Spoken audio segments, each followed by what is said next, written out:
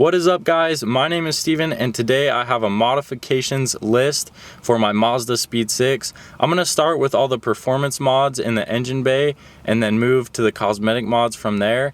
But basically my setup is a 5858 precision turbo, which is a pretty big turbo, and then it just has all the supporting mods, all the bolt-ons, like a front mount intercooler and a large intake and high pressure fuel pump internals, basically all that stuff. But I'm about to show you guys everything that I have done. Alright guys, starting with the turbo, it's this guy right here. That and that is all the turbo. It's a 5858 precision turbo, like I said, and it is pretty massive. The lag isn't too bad, but I wish it was a little bit better. I think if I had better intercooler piping, then it wouldn't be so laggy, but it's still not too bad. Moving from there, I have the intercooler piping, which is all of this. It runs down from there through down to my fog light and then over to my TR10 intercooler. Then it moves from down there, as you can see the pipe comes up and then goes into my intake manifold. This intake manifold is just a stock intake manifold that's been ported and polished. I removed the butterfly valves, which are just located inside here, but basically I just removed as much material as possible, mostly from this runner and this runner. These two flow pretty good, but these two don't flow as good, so I just removed as much material as I could. Moving from there, I have this GFB blow-off valve, which isn't anything too crazy. It basically just vents the air to atmosphere. And I have my HTP intake. It's a 4-inch intake, and it just runs, as you can see, from the turbo down to this pod filter. Nothing too crazy. Really nice and clean and simple. Then on the turbo, I have that downpipe. It's just a catless downpipe that's been modified to fit this top mount turbo setup. Then my manifold, which is this guy down there that connects to the turbo, it basically feeds the air into the turbo and spools it, and that is just a like Ford 2.3 liter eBay manifold. I'll try to put a link in the description, but basically that just connects to the turbo and lets the turbo sit up above so you can see it like it is now. Next, I have NGK spark plugs, which are located down there. Obviously you can't see them. I have high pressure fuel pump internals, which are in here, and they're just like basically upgraded internals. There's nothing too crazy about that. Then I have a ACT 6-puck clutch down there in the transmission.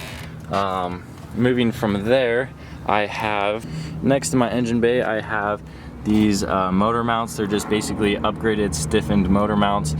Nothing really too expensive about those, just you have to get them so that the motor doesn't rock really. I have one there, and then I have a rear motor mount, which is down there. You can't really see it, but it basically connects the motor to the transmission. Moving to the cosmetic stuff, I have these wheels, which are Avid 06 wheels. I'll get a side view for you guys. They look pretty good. Nothing too special about them. I really just like the look of them. They're just kind of classy and stuff. Then I have these fender flares, as you can see. They are just universal 2-inch fender flares. They weren't too hard to put on. I have a video on it, of course, and I think it makes it look pretty good, as well as it lets me go a lot lower than you would be able to stock. My taillights here are just blacked out stock taillights. I did that myself with just a spray, a nightshade spray. They look pretty good, but I think I might redo them and make them look better.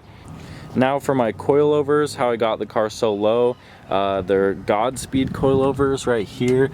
You can adjust them depending on how stiff you want your ride to be. I like mine to be pretty stiff, to be honest, so I turn it all the way. But yeah, they just allow for the car to sit pretty low.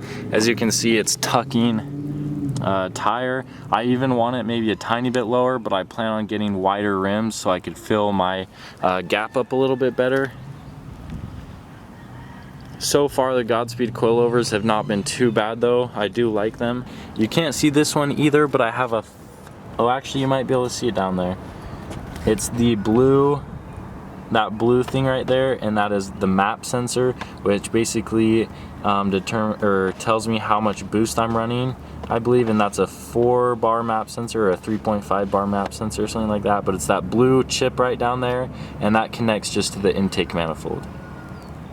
Moving to the interior, I have this Blocks shift knob. It's basically just a heavyweight shift knob, nothing too crazy. I really like the ball design on it though. Then I have these gauges. Unfortunately, they're not hooked up right now, but this air to fuel ratio gauge basically just tells me how good the car is running.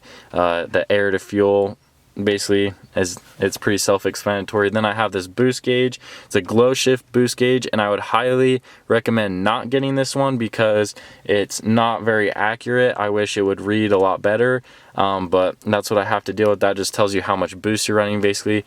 Then over there I have an access port, which basically just tunes the car or allows your tuner to send you maps and data log, as well as it has gauges like these ones on it, and engine shooting and engine troubleshooting and stuff like that. So that's probably one of the best modifications I've ever done, is that access port, because it allows me to do all kinds of different stuff with the car. Then as you guys can see, I have this upgraded bucket seat. It's a Corbeau bucket seat, and it's pretty nice. It's kind of more like a racing style one. It sits really low, which I like a lot. Unfortunately, the passenger one is not upgraded yet, but that's next on the list. But yeah, I really like the seat. It is a lot lighter, and it definitely is a lot more comfortable. For my boost controller, I have a 3-port boost controller. It's this one made by Cobb, and it basically just controls how much boost goes into my turbo. As you can see, it's connected right there.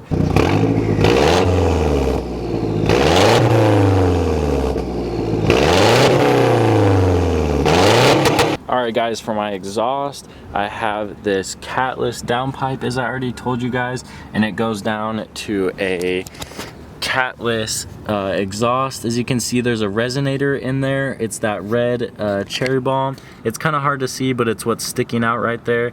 And basically it's just a straight pipe with a big resonator to quiet it down a little bit. But that goes from down there all the way back here to these eBay tips. Some people really like the look of them. Some people really hate the look of them. I'm not too sure, to be honest.